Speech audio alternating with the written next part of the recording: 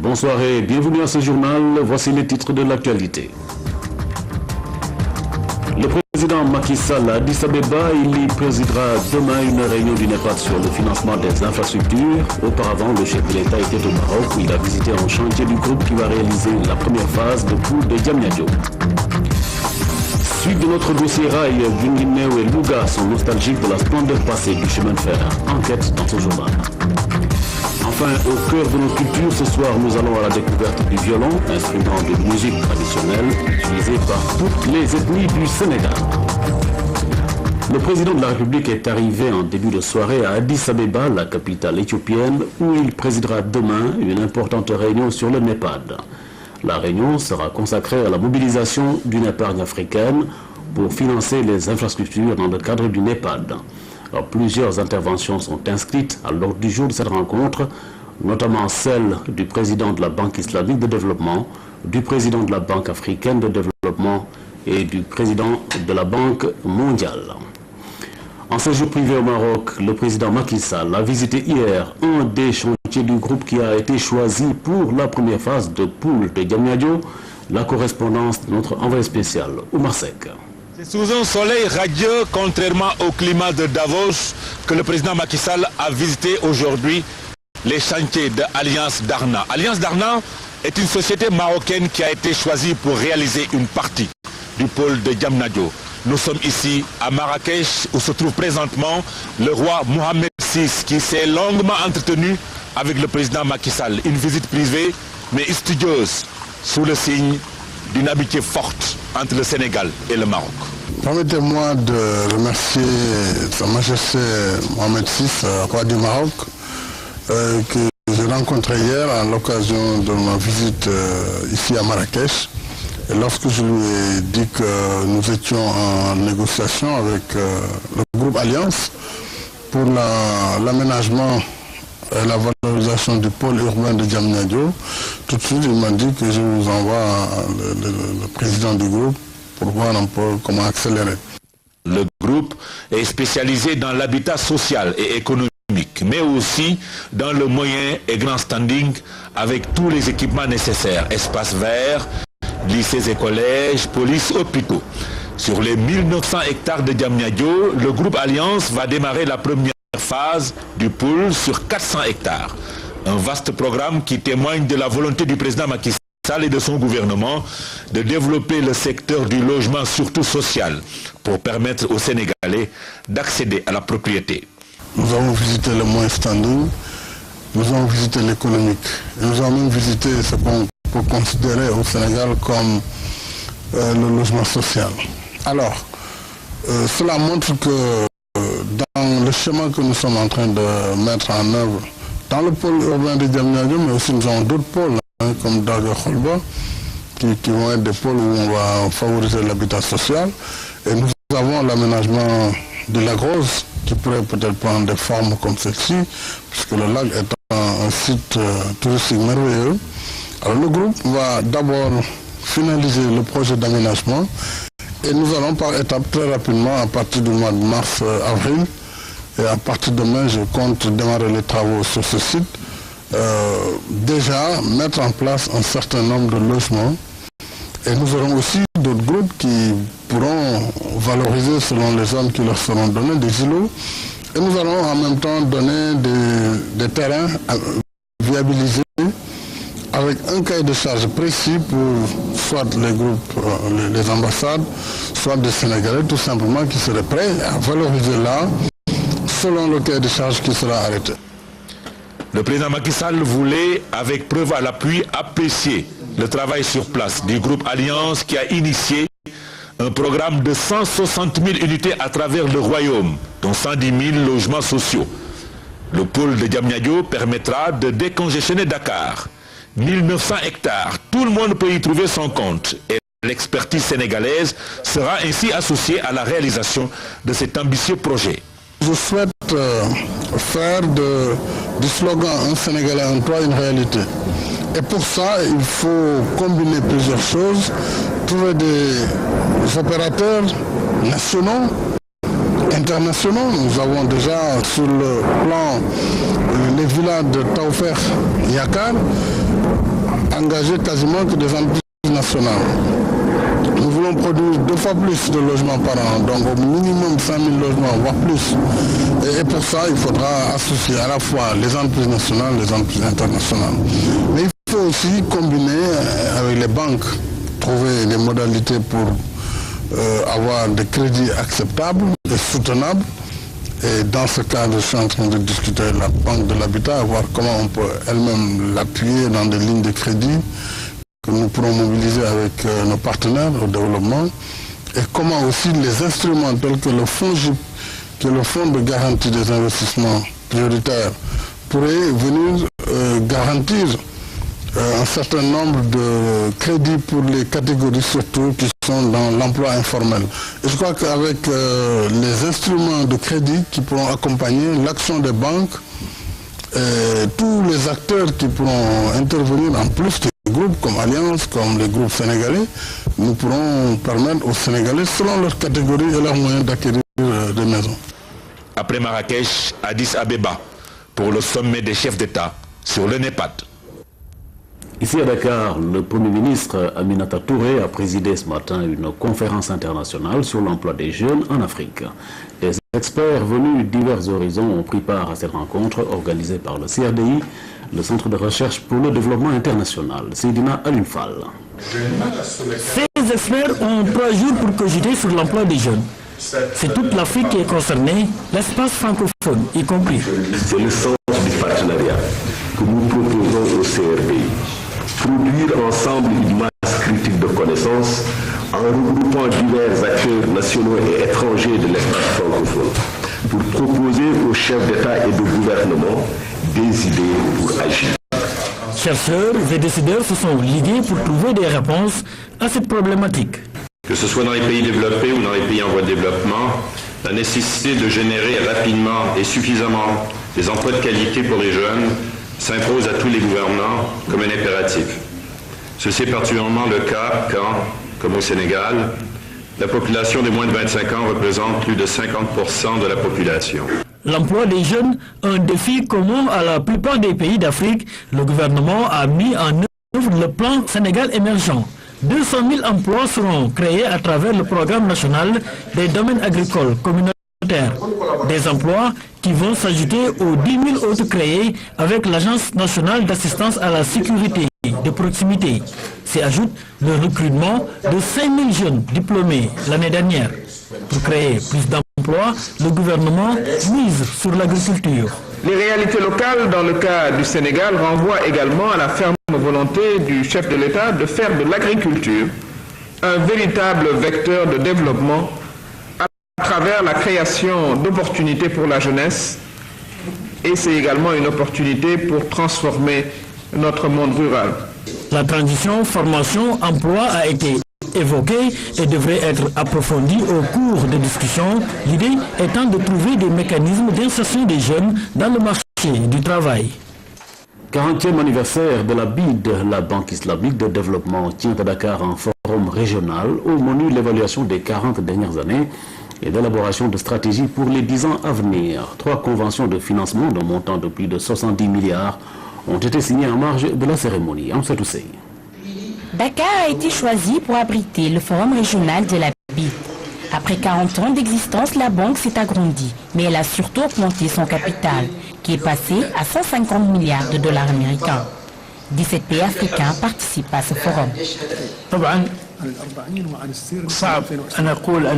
Il nous est extrêmement difficile de dire que nous sommes satisfaits, parce que nous avons devant nous des défis considérables. Nous avons également des besoins considérables. Et devant ces défis qui se placent devant nous, il nous est extrêmement difficile de dire que nous sommes satisfaits par rapport à ce que la Banque islamique de développement a réalisé dans le cadre de son intervention dans ce pays. Satisfaction, mais aussi perspective. Pour 2014, la banque augmente son volume de financement pour l'Afrique. Le Sénégal ouvre le bal avec ses 3 conventions signées. Il y a un premier projet dans le secteur de l'agriculture de résilience contre l'insécurité alimentaire, de montant de près de 26 millions d'euros. Le deuxième projet non moins important, c'est un projet dans le secteur de l'habitat et du cadre de vie.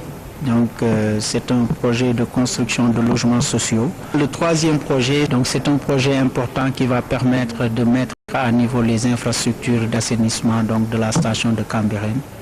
Et c'est un projet qui sera financé à hauteur de 38 milliards de francs CFA. La Banque islamique a en 2013 financé les 17 pays africains membres à hauteur de 8 milliards 400 millions de dollars américains. L'État du Sénégal se félicite de cela et envisage d'autres opportunités de coopération.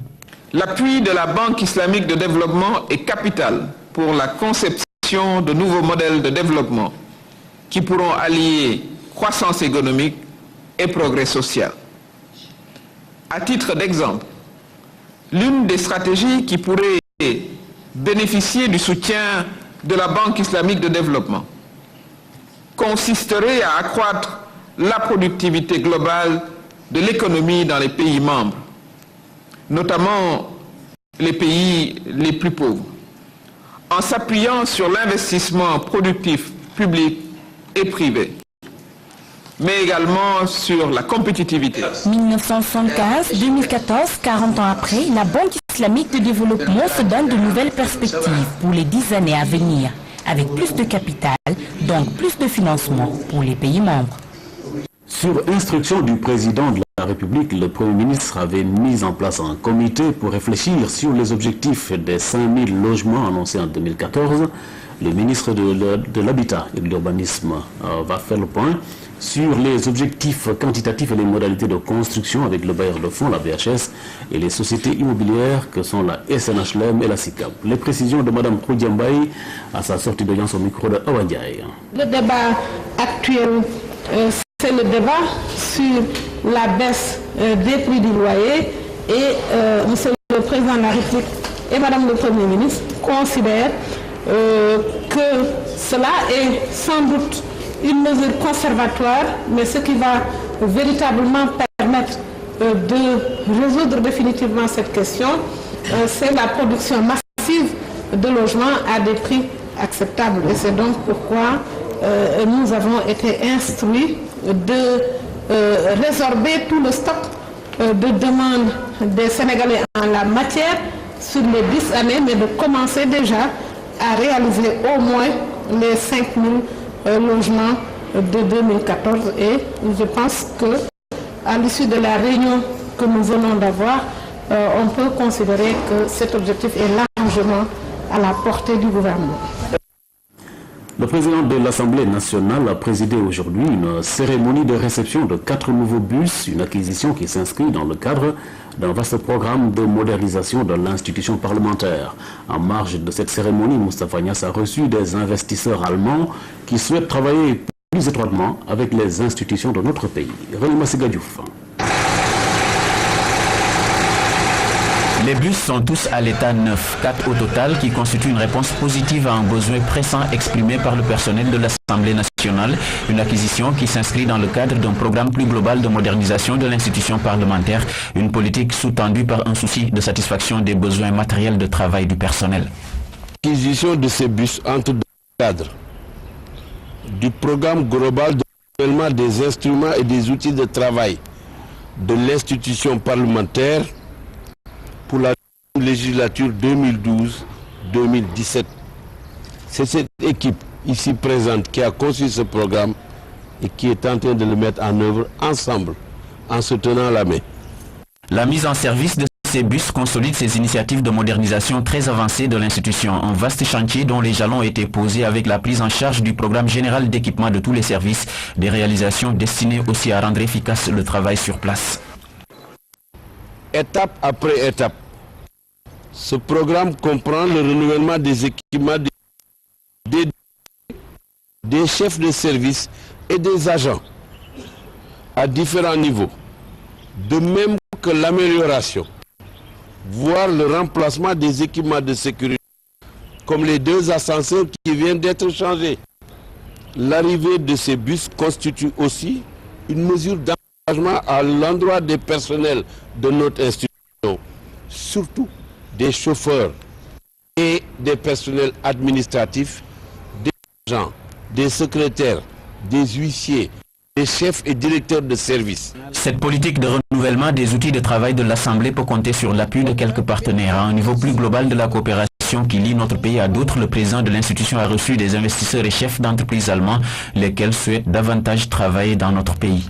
L'objectif général, c'est de renforcer les relations économiques entre le Sénégal et l'Allemagne dans différents domaines, dans le domaine de l'énergie, dans le domaine aéronautique, dans le domaine transport, infrastructure, services. La modernisation de l'Assemblée n'a pas été exclusivement au centre des échanges. Tout de même, cette 12e législature 2012-2017 a érigé cette question en priorité. Il faut dire que le programme de modernisation de l'Assemblée nationale comprend d'autres composantes dont la bibliothèque. Il est à cet effet prévu de l'aligner sur les normes internationales ainsi que les archives de l'institution parlementaire. Les jalons sont déjà posés à ce propos. Explication du président de l'Assemblée nationale au micro de René Massiga Diouf. Dans le cadre de ces programmes mobilisateurs de l'Assemblée nationale, il y avait le système d'interprétation simultanée des débats dans 6 des langues nationales en français. Le système a été réalisé. Il est installé totalement. Et il reste maintenant que la formation 21 interprètes est en cours. 3 par langue. Les 6 langues nationales plus le français. Dans quelques semaines, tout député pourra intervenir dans la langue de préférence et être écouté par les autres députés dans leur langue de préférence. Hier, nous avons lancé un projet de modernisation de la bibliothèque de l'Assemblée nationale avec un programme précis sur les propositions d'un expert, M. Mbaye Thiam, qui a été directeur de l'école des bibliothécaires de Dakar et qui est un expert en la matière. Nous avons adopté les propositions après les avoir examinées. Nous avons tracé des grandes lignes de ce programme de modernisation de la bibliothèque. Et dans les semaines qui viennent, on va commencer déjà à gérer et à améliorer l'existant pour ensuite aller vers l'avant.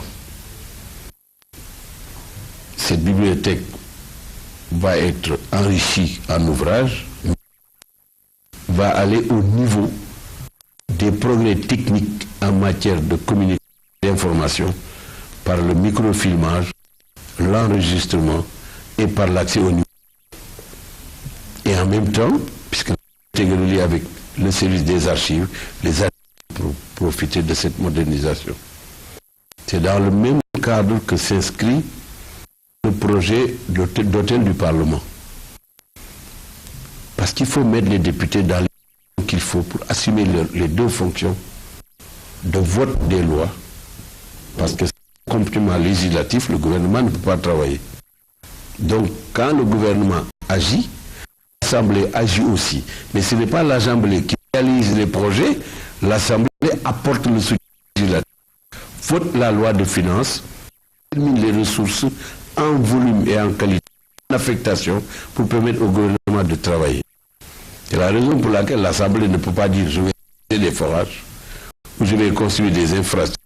L'Assemblée n'a pas un programme de développement effectif sur le terrain. C'est l'affaire de l'exécutif. Par contre, sans le vote et le soutien de l'Assemblée nationale, la voie législative, le gouvernement ne peut rien faire. Ignace, président de l'Assemblée nationale. Suite de notre dossier sur la baisse du prix du loyer, les populations de Saint-Louis approuvent la loi. Dans la ville de Mamkoumabang, trouver un local à un prix raisonnable était devenu un véritable luxe. Enquête de Pape Bounatiao. C'est une lapalissade que de dire que Saint-Louis est une ville où il fait bon vivre, mais ici trouver un local ou un appart à louer à un prix abordable est une équation à plusieurs inconnus. Il n'y avait même pas de location avant. On prêtait des maisons. Bon, il n'y a que, avec l'avènement du Sénégal, les villes qui grandissent, les gens qui sont en déplacement, des trucs comme ça, on a commencé à faire des locations. Et maintenant, il arrive que, par exemple, il y en a qui sont honnêtes, qui font pratiquer par exemple des prix très honnêtes par rapport aux gens, à certains qui sont trop chers. Dans la vieille ville, les tarifs du loyer sont hors de portée pour la plupart des demandeurs. La loi instituant la baisse des prix du loyer arrive donc à point nommé, une bouffée d'oxygène pour les Saint-Louisiens. Beaucoup de gens vont pouvoir respirer. C'est bon pour le Sénégalais. Tu vois un bailleur qui perçoit 150 000 de son salaire, par exemple, qui paye 100 000, par exemple, ça reste que 50 000, c'est pas bon pour lui. Payer l'eau, l'électricité, le manger n'est pas encore venu, ça c'est difficile. Il y a la santé aussi qui est là, mais c'est bon socialement pour le Sénégal. Ça nous permet de payer moins cher la location, parce que ce que nous avons remarqué à Saint-Louis, la location est trop chère. La location est trop chère à Saint-Louis et que c'est quelque chose qu'on décrit à chaque fois et qu'on parlait avec toujours nos collègues. Donc là, vraiment, c'est quelque chose que nous saluons et que vraiment, que ça soit quelque chose qui sera bon pour tout le monde. La portée sociale de la loi n'est plus à démontrer, mais certains agents immobiliers souhaitent la mise en place de mesures d'accompagnement, ne serait-ce que pour sauver les propriétaires. Il y a un problème au niveau des bailleurs. Pourquoi? Parce que c'est un investissement. Souvent, parmi les bailleurs, il y a ceux qui ont pris des engagements au niveau des banques, alors que le paiement est à long terme. Donc, il fallait aussi des mesures d'accompagnement, c'est-à-dire qu'au niveau même de l'achat même du ciment et du fer, c'est-à-dire que ceux qui vont avec pour la construction du bâtiment devaient être aussi diminués.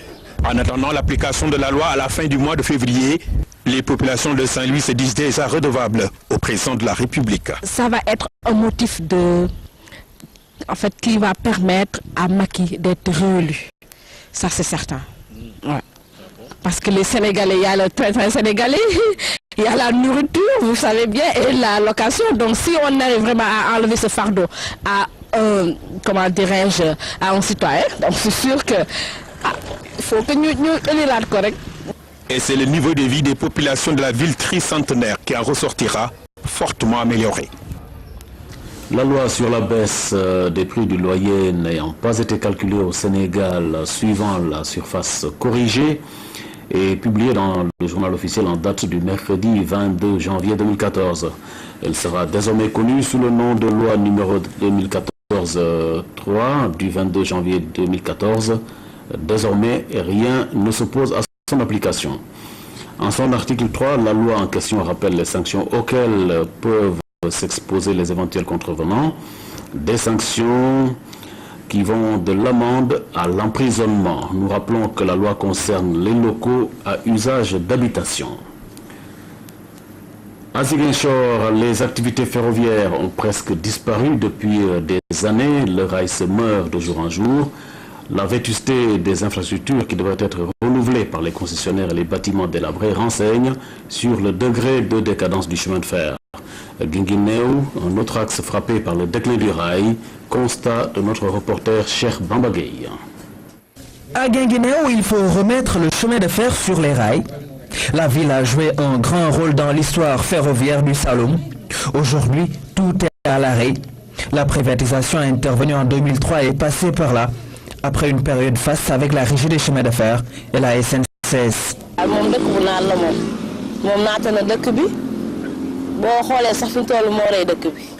Autrefois, avec le train voyageur, Guinguinéo avait beaucoup d'activités. On faisait nos achats à Kaolack, à Touba et jusqu'à Tambacounda. Surtout avec l'Express, les affaires marchaient bien. Maintenant, c'est seulement le train de marchandises qui passe ici. Le commerce était florissant. Tout ça n'existe plus.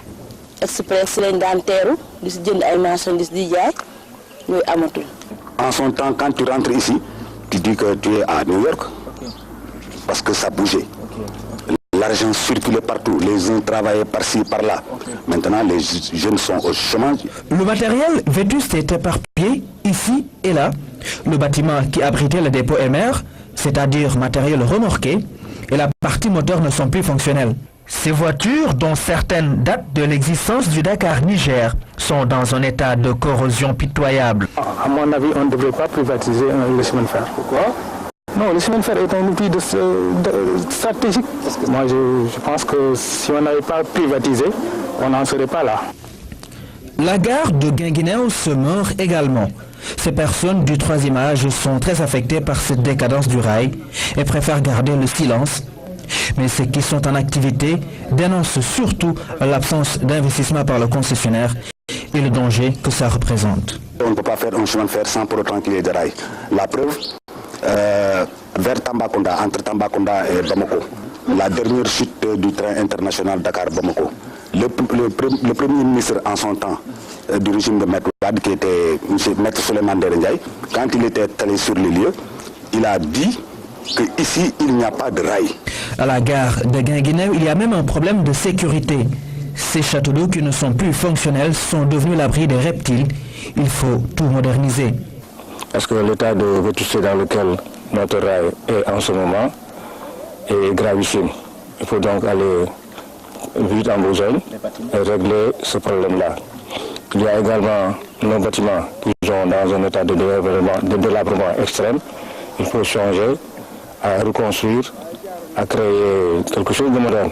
Cependant, l'on semble détenir la solution pour une nouvelle ère du rail. Quand le roi chérifien a convoqué les cheminots marocains, il leur avait dit « Que pensez-vous de ce chemin de fer ?» Leur réponse c'était que nous pouvons prendre ce chemin de fer et l'amener vers l'avant. Il dit « Si vous le faites, si vous pouvez le faire, je vous finance. Vous réussissez, j'applaudis. Si vous ne réussissez pas, je vous mets en tôle. » Et si le président Macky Sall, à qui nous croyons tous, nous donne ce chemin de fer-là, on fera comme le Maroc. Vous allez réussir. Nous allons réussir. Vous ne serez pas en tôle. Jamais en tôle. Le patrimoine existe, il faut donc tout révolutionner pour trouver de la place aux voyageurs, même les plus intrépides. Une erreur de frappe nous a fait dire Ziguinchor, mais c'est plutôt Guinguinéo. En tout cas, l'abandon du trafic ferroviaire sur l'axe Louga-Dakar est un frein au désenclavement du Djolof. À cela s'ajoute l'éventualité de la disparition de la gare de Louga, un patrimoine historique, un énorme gâchis pour ceux qui ont connu la splendeur passée de la ligne Louga-Dakar. Aline Badarakan. L'endroit est chargé d'histoire. C'est ici que Cheikh Ahmadou Bamba Khadim Rassoul, le fondateur du mouridisme, prit le train pour aller à Saint-Louis, où son départ en exil fut décidé. La gare de Louga fut un maillon essentiel dans le trafic ferroviaire au Sénégal. Une époque révolue, la gare n'est plus que l'ombre d'elle-même, une réalité difficile à admettre. Une image gâchée, un produit gâché, parce que nous avons légué du colon un chemin de fer bien parti, qu'on devrait développer, serrer la ceinture, développer le chemin de fer sénégalais, parce que c'est le premier outil de développement d'un pays en voie de développement. Par contre, nous avons gâché notre outil de développement. De Louga, il était possible de rallier Linguère à une centaine de kilomètres.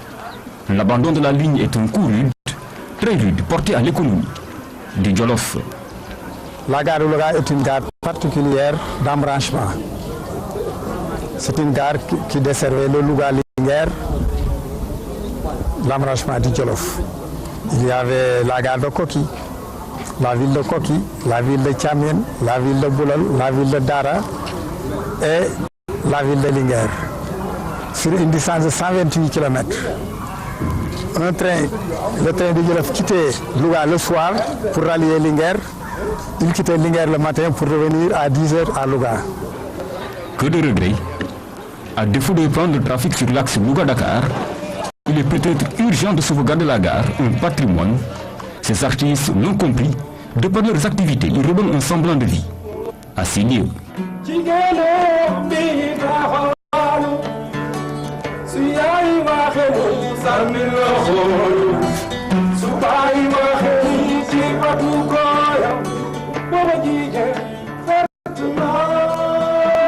La gare de Louga est un lieu historique. Des gens viennent très souvent ici demander à propos du train. Il y a aussi des gens qui auparavant ont vécu ici, ou des gens qui, par exemple, sont passés par Louga au temps où le train était marché, où tout allait bien. Actuellement, quand ils passent, ils sont là, ils sont désolés vraiment. La gare de Louga va-t-elle retrouver son lustre d'antan? Il serait hasardeux de répondre par l'affirmatif. Le chantier paraît immense, abandonné, la ligne risque totalement de disparaître. Les conséquences de cette mort programmée de la voie ferrée sont désastreuses pour la capitale Binjambour et au-delà, pour tout le Djolof. Les autres aspects de l'actualité, des milliers d'emplois sont prévus pour les jeunes dans les 10 ans à venir dans le cadre du programme Sénégal émergent. C'est ce que rappelle le ministre de l'Industrie et des Mines. Ali Ngouille présidait la cérémonie d'ouverture de la journée de l'industrialisation africaine. Thème retenu cette année, création d'emplois et développement de l'entrepreneuriat, un moyen d'accélérer l'industrialisation en Afrique. Reportage Aïda Fall. L'Afrique brille de par la jeunesse de sa population. Les jeunes âgés entre 18 et 24 ans sont estimés à 200 millions. Cependant, la majorité est au chômage avec un taux qui avoisine les 60% dans le continent. De l'avis de nombreux experts, une industrialisation compétitive et bien structurée pourrait résoudre cette précarité de l'emploi. D'où le sens de cette journée consacrée à la question. Le thème de cette année, je cite, création d'emplois et développement de l'entrepreneuriat, un moyen d'accélérer l'industrialisation en Afrique. Il nous interpelle sur la nécessité de renforcer conjointement nos efforts afin de faire face au problème du chômage. Il s'agit, à travers ces échanges d'expériences en matière de développement industriel, de répondre aux défis que constitue le sous-emploi des jeunes. Pour cela, la mobilisation de tous est vivement souhaitée. La tâche est immense et il faut le reconnaître, elle n'incombe pas à l'État seulement. Le secteur privé a également un rôle essentiel à jouer. L'État a pris les devants et s'emploie dans le cadre du programme Sénégal émergent à faire de l'emploi des jeunes une priorité. Des projets structurants et choisis pour leur fort potentiel de création d'emplois, notamment en faveur des jeunes et des femmes, seront mis en œuvre durant les prochaines années sur toute l'étendue du territoire national. Il s'agit notamment du programme de plateforme multifonctionnelle qui devra créer à terme quelques 4000 emplois, du projet d'installation de 500 petites unités de transformation et de valorisation de la production agricole, des zones industrielles de Touba, de Diamniadio, Saint-Louis et Ziguinchor. En reconnaissance des efforts déjà entrepris, le Sénégal est choisi par l'Organisation des Nations Unies pour le développement industriel pour abriter une conférence internationale sur l'emploi des jeunes cette année. Elle va regrouper en plus des États, la société civile, les instituts de formation et les partenaires au développement. À l'étranger, en Égypte, la voie pour la présidentielle s'ouvre pour le général Al-Sisi. Il a été appelé par ses partisans à se présenter. Abdel Fattah Al-Sisi, pour rappel, est le chef de l'armée, le ministre de la Défense et le vice-premier ministre. Il a aussi été élevé au rang de maréchal, juste après la destitution de Mohamed Morsi. Voici l'homme mandaté par l'armée pour se présenter à l'élection présidentielle. En août 2012, Abdel Fattah al-Sisi prête serment devant le président Mohamed Morsi. L'ancien chef des renseignements militaires est promu président du Conseil suprême des forces armées. Quelques mois plus tard, c'est lui qui destitue le dirigeant islamiste après la manifestation de millions d'Égyptiens contre le pouvoir des frères musulmans. Abdel Fattah al-Sisi se place déjà en sauveur de la nation. Nous refusons catégoriquement que l'Égypte rentre dans le tunnel obscur des tueries internes ou d'une guerre civile. Depuis, ce militaire de 59 ans est devenu l'homme providentiel pour beaucoup d'Égyptiens en manque de sécurité et de stabilité. Le maréchal Fattah al-Sisi est le plus compétent dans cette période. C'est lui qui a soutenu le pays et le peuple. La popularité de celui qui vient d'être promu maréchal est bien orchestrée depuis des mois. Ses portraits sont partout aux côtés du leader charismatique Gamal Abdel Nasser, une propagande qui ne passe pas auprès des jeunes militants laïcs. Ce sera une catastrophe parce que cela va à l'encontre de tout ce qu'on a combattu, la militarisation de l'État et le fait d'avoir un dictateur de l'armée. À 3 mois de la présidentielle, le maréchal El-Sisi a vraiment la voie libre. Il n'a pratiquement à ce jour aucun adversaire déclaré.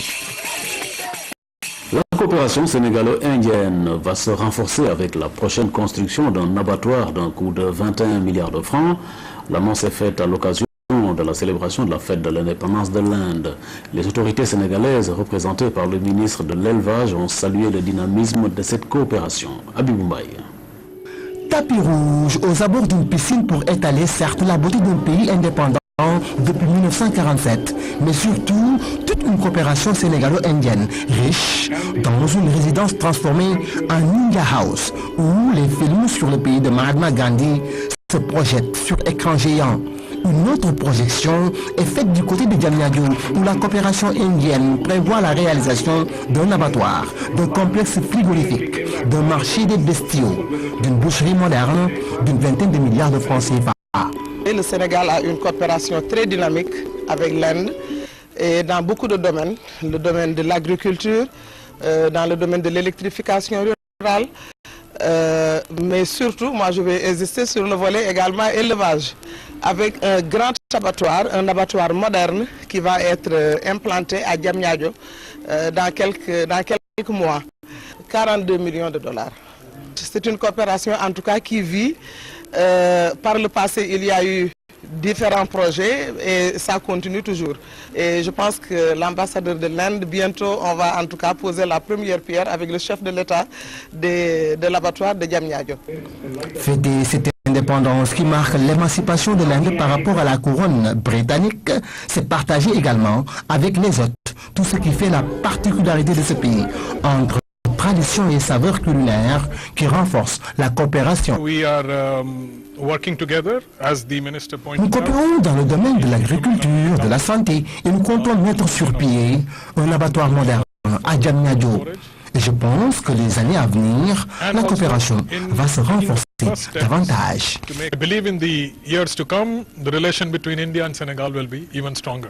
Ainsi, avec cet abattoir moderne, l'Inde et le Sénégal vont davantage cheminer, reflet de toute une coopération. Dans la rubrique Au cœur de nos cultures, nous ouvrons une fenêtre sur les instruments de musique traditionnelle et nous démarrons par le violon ou riti appelé Nyanyero en pulaar, riti en sérère et en wolof. L'instrument à une seule corde présente des spécificités. Ndaya Deja revient ici sur la particularité des sonorités selon les ethnies.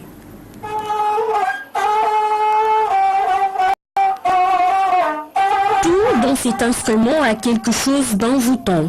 Et les pouvoirs mystiques qu'on lui prête, beaucoup de joueurs s'interdisent d'en parler devant la caméra.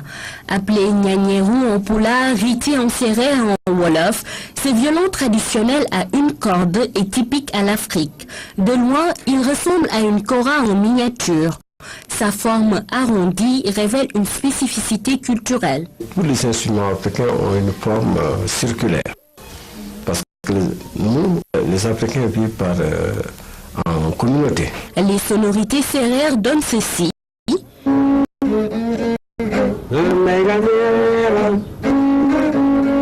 Chez les Paul Verdou, le rythme est tout autre.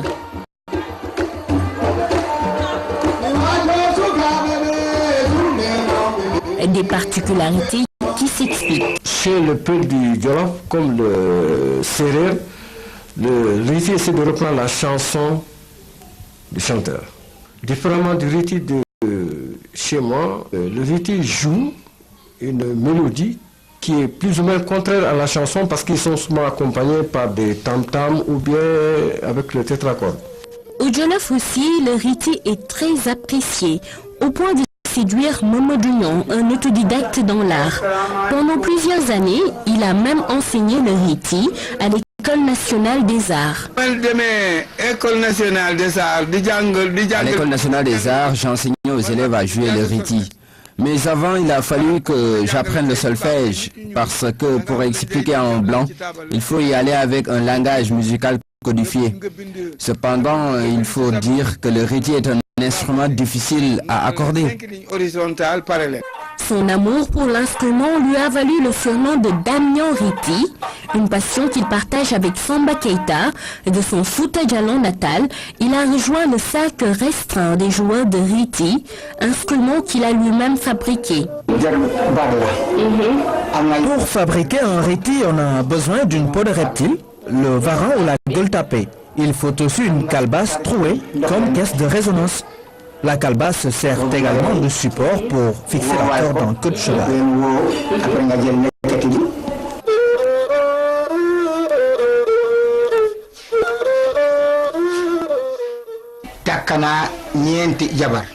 J'ai eu 4 épouses et j'ai amassé l'argent nécessaire pour la dot grâce au voyage que j'ai fait avec le ballet national un peu partout dans le monde.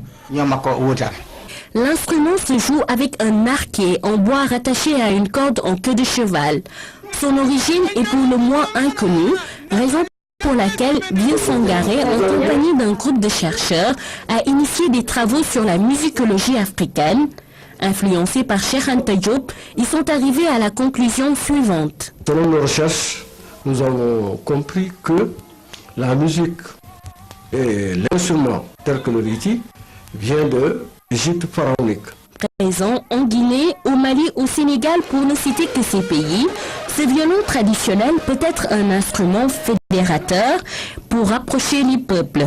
Au Sénégal, un des virtueux se nomme Issa Mbaye Diarissao. Il a réussi à imposer les sonorités du riti dans un monde d'uniformisation culturelle.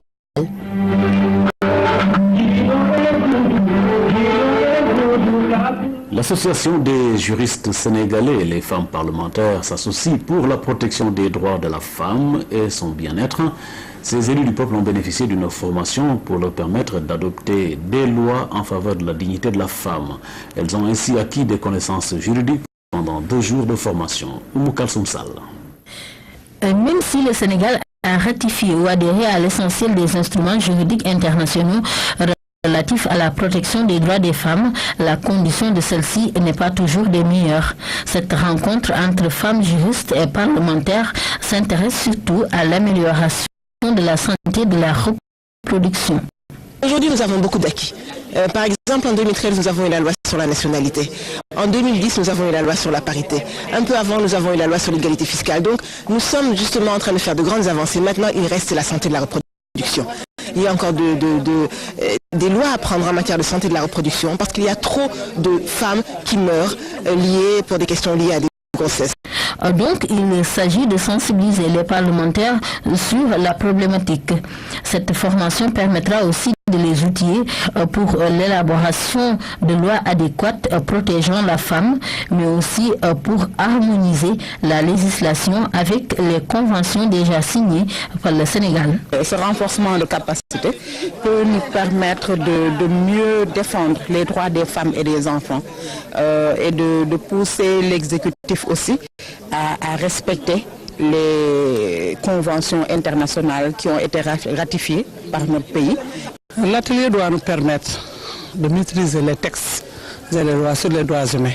Nous devons jouer un rôle de soutien aux prochaines lois qui arriveront au niveau de l'hémicycle. L'association des juristes sénégalaises espère ainsi une action concertée avec les parlementaires pour plus d'efficacité dans son combat. La page sportive avec la visite au Sénégal de l'ancien champion du monde d'échecs, Garry Kasparov, en compagnie d'une délégation de la Fédération sénégalaise des échecs, s'est rendue sur l'île de Gorée avant d'être reçu en audience par le Premier ministre. Il s'agissait pour Kasparov, à travers ce voyage, d'établir un partenariat avec la Fédération afin de vulgariser la discipline, notamment chez les jeunes. Aïdefal. En visite au Sénégal, Garry Kasparov, ancien champion du monde d'échecs et humaniste convaincu, fait de Gorée un passage obligé dans sa quête de l'humaine condition. À travers sa fondation, Kasparov for Africa, il compte instaurer un partenariat durable pour la promotion de ce jeu d'esprit. J'ai été très impressionné et très touché par cette visite d'un lieu qui est chargé d'histoire. J'ai toujours défendu le développement du jeu d'échecs. Aujourd'hui, je suis ravi de voir que le Sénégal peut jouer un rôle important dans la dynamique de la région africaine. 13 fois champion du monde, Kasparov est considéré comme le meilleur joueur d'échecs de tous les temps. Pour la Fédération sénégalaise, cette visite constitue une opportunité de relance de la discipline. Une discipline qui reste encore peu connue et peu pratiquée. Si aujourd'hui, grâce au coup de projecteur que donne M. Garry Kasparov en venant au Sénégal et en insistant sur la qualité de ce que c'est que le jeu d'échecs pour nous tous, vous y compris, Vous voyez, ça va sensibiliser tout le monde. Après l'île de Gorée, c'est au tour de la primature de recevoir Kasparov. Là, il est question d'étudier les paramètres d'une relance des échecs, notamment au niveau des écoles. J'ai été ravi de cette rencontre avec Madame le Premier ministre et de voir qu'elle a accordé une attention particulière à notre visite. Elle a également une assez grande volonté pour aider au développement des échecs en particulier dans les écoles. Nous avons eu une discussion extrêmement profonde sur les bénéfices, sur l'intérêt du jeu d'échecs pour l'intellect, pour les enfants. De nationalité russe, Garry Kasparov, âgé de 50 ans, a arrêté sa carrière sportive en 2005. Il s'est lancé dans la politique et fait partie aujourd'hui des farouches opposants au régime de Vladimir Poutine. La participation des Lions au mondial prévu du 30 août au 14 septembre prochain reste liée en partie au paiement d'une ardoise de plus de 300 millions de francs due à la FIBA. L'instance mondiale du basket avait suspendu le Sénégal pour fraude sur l'âge de 5 de ses joueurs et des dettes relatives aux droits d'affiliation depuis 2011. Cependant, le CNBS ne désespère pas. L'éclairage de son président Serigne Mboup était sur le plateau de l'émission Galaxy Sport. Aujourd'hui, la grande surprise, le miracle sur lequel nous devons tous travailler, c'est que le Sénégal puisse, malgré tout ça, donc participer. Et sur ça, nous travaillons. Qu'est-ce qu'il faut faire pour Qu'est-ce qu'il faut faire? La première chose, le Sénégal, au-delà de la sanction de 500 000 francs suisses, qui est due à la fraude sur les âges, que nous avons reconnu en tant que fédération à l'époque, et au-delà de la sanction de 50 000 francs suisses due au forfait à Vilnius, il y a, et je l'ai découvert seulement à Genève, beaucoup d'autres manquements.